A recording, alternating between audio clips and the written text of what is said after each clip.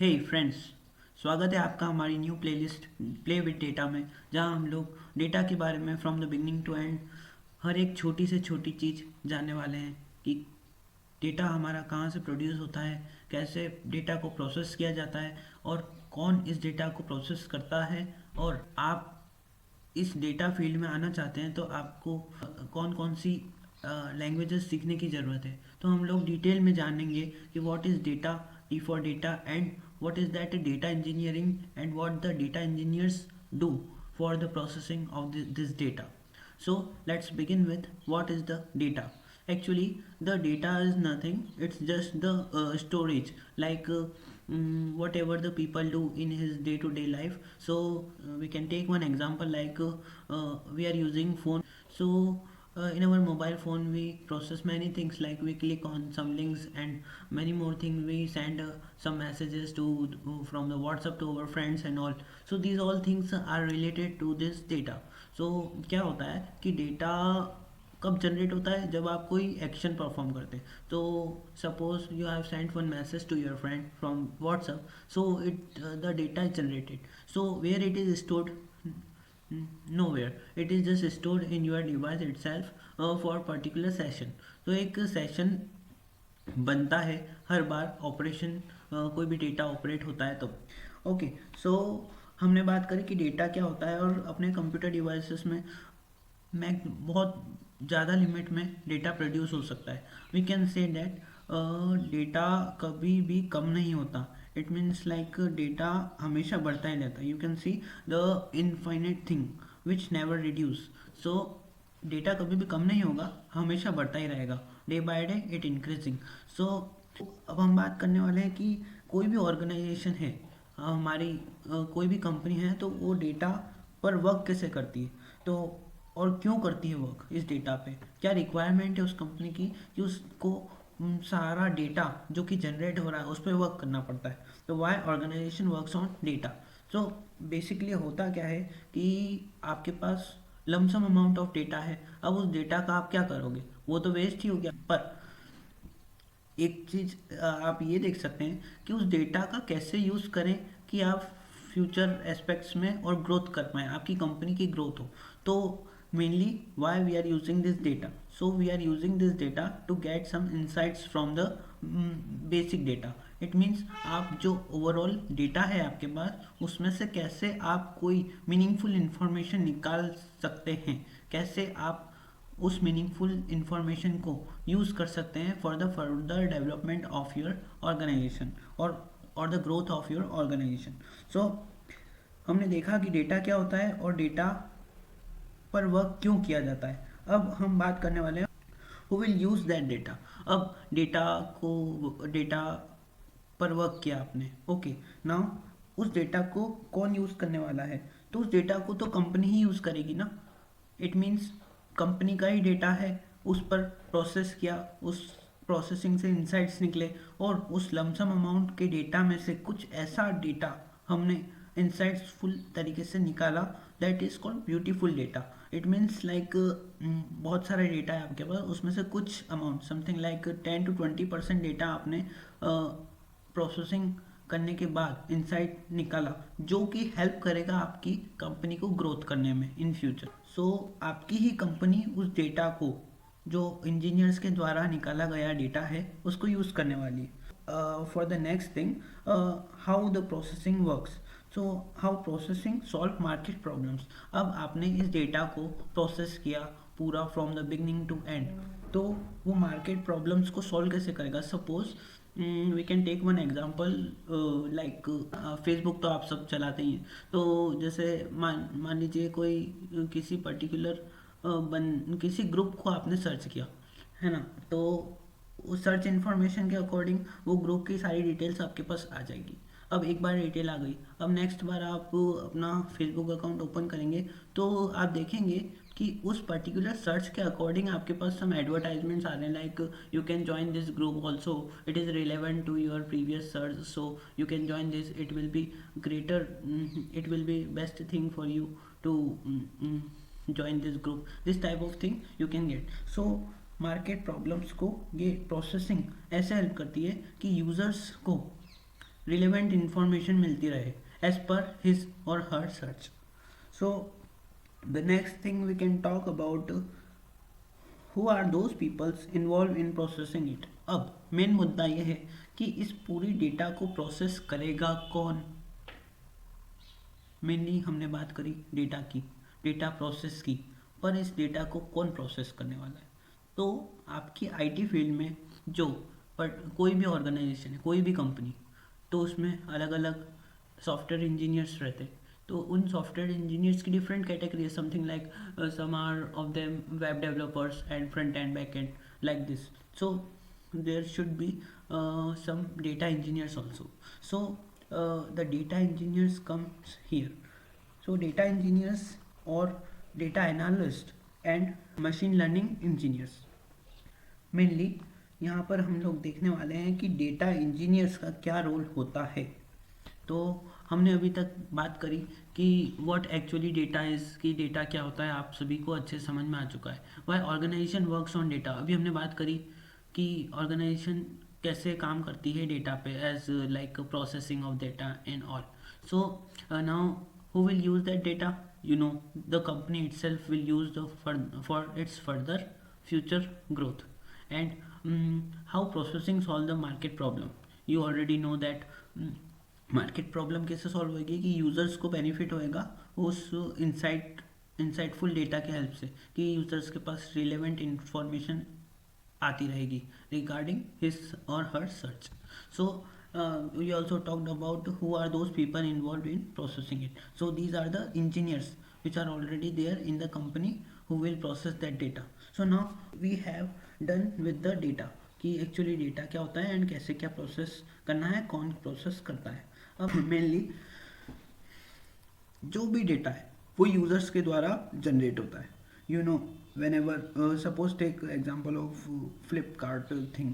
So it is the e-commerce website. तो user कोई भी प्रोडक्ट को सर्च करेगा तो वो पर्टिकुलर सेशन में जाकर स्टोर होगा वो डेटा कि क्या सर्च किया है, और according to that search Flipkart आपको रिलेवेंट प्रोडक्ट्स दिखाना स्टार्ट कर देता है.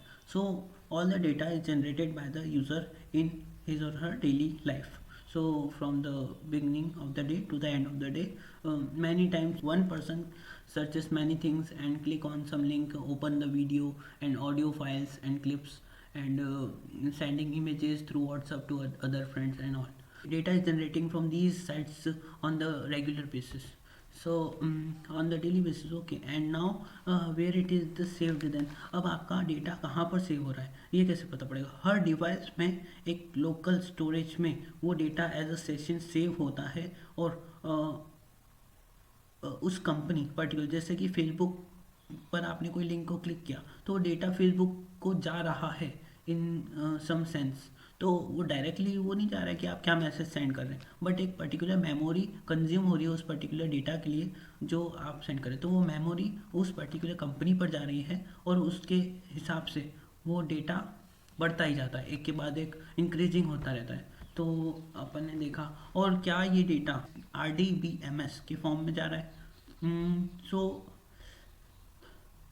अगर आप किसी छोटे लेवल पे बात करें तो हाँ, ये SQL के फॉर्म में, RDBMS के फॉर्म में सेव होता है. Like database table, you already know about the SQL and the databases which is the collection of table, and the table is collection of many columns and row.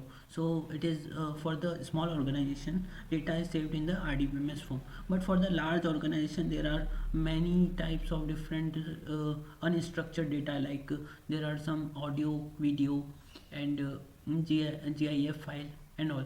So these are all unstructured data, so it is saved in the form of NoSQL. That is not a structured query language. It is the combination of SQL and unstructured data. Okay, so it is.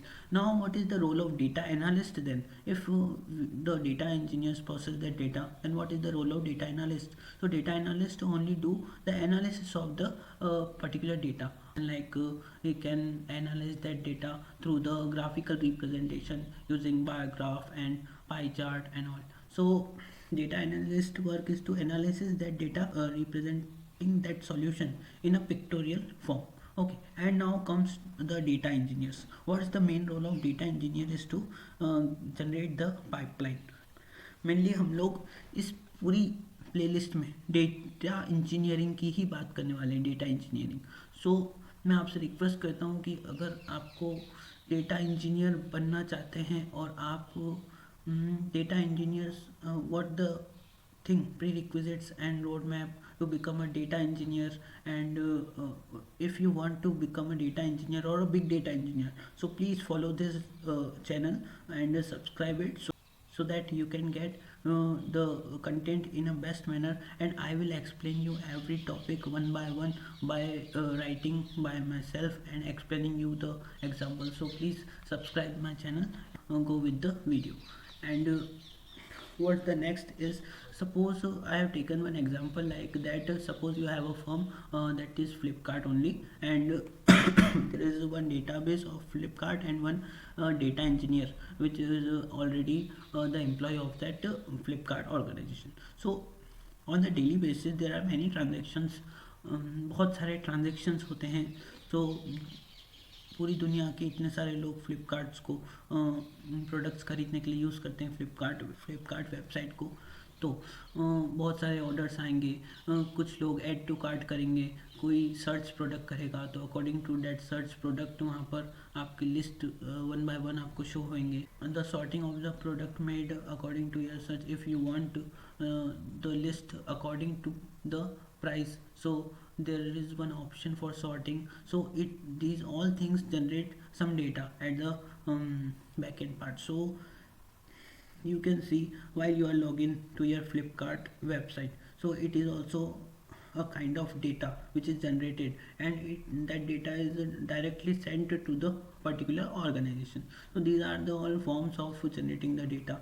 तो होता क्या है कि जो data engineer है आपके फ्लिपकार्ट का, वो आपके डेटा बेस को डेटा फ्रेम की हेल्प से टेक ओवर करता है, उस डेटा को लेता है।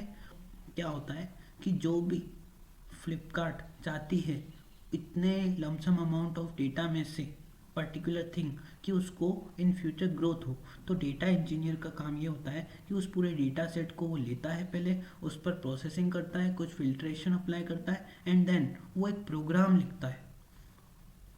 सो उस प्रोग्राम की हेल्प से उस डेटा को प्रोसेसिंग करना और पूरी पाइपलाइन और एक ऐसा कोड लिखना जिससे जहाँ से वो डेटा ले रहा है और एमएल इंजीनियर को सेंड कर रहा है, तो ऐसा कोड जो कि उस पर्टिकुलर डेटा को डिसीजन मेकिंग के लिए surety they they. It means क्या कि आपने डेटा उठाया, अब उठाने से आपने जब डेटा उठाया था तब वो नॉर्मल डेटा था, अब आपने उस पर प्रोसेसिंग करी, लॉजिकली एल्गोरिदम्स अप्लाई करी, और आपने एक कोड लिखा, किसकी हेल्प से, पाइथन प्लस स्काला के हेल्प से। तो वो कोड आपको वो कोड क्यों लिखा, ताकि आप जहाँ से डेटा ले रहे हैं और डिसीजन मेकिंग तक कि आपको उस पर्टिकुलर डेटा सेट से क्या चीज़ें रिक्वायर्ड है और कैसे आप उसको नेक्स्ट स्टेप पर भेजना चाहते हैं, ताकि एमएल इंजीनियर उस पर आगे फर्दर प्रोसेसिंग कर सके।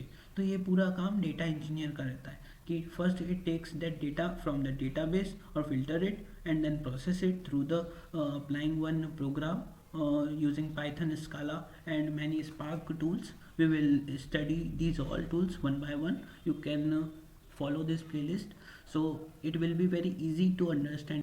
आपने जो डिसीजन मेकिंग करी है उस पर्टिकुलर डेटा से, वो कंपनी को काम है, उसके लिए एमएल इंजीनियर यूज़ आता है। तो एमएल इंजीनियर बेसिकली करेगा क्या कि आपका सबसे पहले आपका काम क्या था कि works on project life cycle. पूरी प्रोजेक्ट लाइफ साइकिल में आपका मेन काम ये रहता है कि start with taking data from source system and ends with the final decision, कि आपकी जो एल्गोरिदम है, जो आपने कोड लिखा है, उससे जो डिसीजन हुआ है पर्टिकुलर रिक्वायरमेंट के हिसाब से फ्लिपकार्ट की, तो वो डिसीजन जो आपने किया है अकॉर्डिंग टू दैट कोड, वो हेल्प करेगा एमएल एंथुजियास्ट को। Like you have taking data as a Python language and using library, using request library. So okay, so after making code code for connection from where you are taking that data and to where you are sending that result. So you also have to perform some business logic using pandas library and many other libraries available. Also you have to do some Spark libraries. We will learn everything one by one. So please go through this list. And finally, reporting table. You have to make one reporting table on the daily basis which can be used by business intelligence. Like वो जो table आप generate करेंगे वो आप table as a decision table रहेगी वो, और वो डायरेक्टली एम एल इंथुजियास्ट को आप प्रोवाइड कर देंगे। तो एम एल इंथुजियास्ट अपनी जो पर्टिकुलर सॉफ्टवेयर हैं उसके power B I, Tableau for analysing that data and visualising the insights from that data. So वो उसको यूज़ करेगा और पर्टिकुलर रिक्वायरमेंट के हिसाब से वो बेस्ट डिसीजन वहाँ पर इन द विजुअलाइजेशन मैनर वो बनाएगा। तो दोस्तों ये पूरी प्रोसेस है जहाँ पर डेटा इंजीनियर्स का रोल होता है एक पर्टिकुलर बिजनेस फर्म में।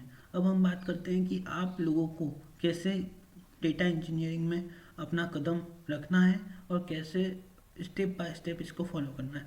तो मेनली दोस्तों क्या होता है कि डेटा इंजीनियर्स की जॉब इतनी भी टफ नहीं होती। बस मेन चीज़ ये है कि आपको उन टेक्नोलॉजीज पर काम करना आना चाहिए जो कि हम इस प्लेलिस्ट में सीखने वाले हैं वन बाय वन, बहुत ही शांति से, बहुत ही अच्छे से, एक एक एग्जाम्पल के थ्रू हम देखेंगे कि क्या होता है, कैसे करना है। और हम नेक्स्ट वीडियो में एक रोड मैप की बात करेंगे कि how you can become a data engineer, successful data engineer और अ बिग डेटा इंजीनियर।